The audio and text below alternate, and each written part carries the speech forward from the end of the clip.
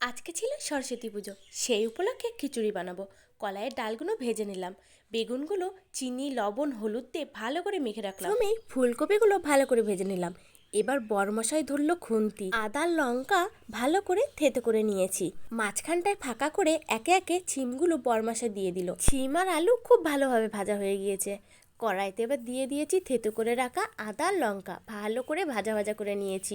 এরপরে একে একে টমেটো মটরশুঁটি দিয়ে ভালো করে ভাজলাম। সবার লাস্টে ভাজা কলাইয়ের ডালটা দিয়ে দিলাম। কিছুক্ষণ ভাজার পরে একে একে সমস্ত সবজিগুলো ঢেলে দিলাম। আবার কিছুক্ষণ ভেজে নেব।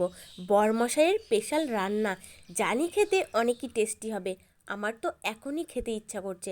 এবার খিচুড়িটার মধ্যে সব সবজিগুলো আমি দিয়ে দিই। পরে শুকনো লঙ্কা কারি পাতা আর তেজপাতা দিয়ে খিচুড়িটা আবারও সোমবারে দিয়ে দিলাম। খিচুড়ি নামিয়ে চলে আসলাম পাঁপড় ভাজতে। তো আজকের ভিডিওটা এখানেই শেষ করছি, চলে যাচ্ছি, টাটা।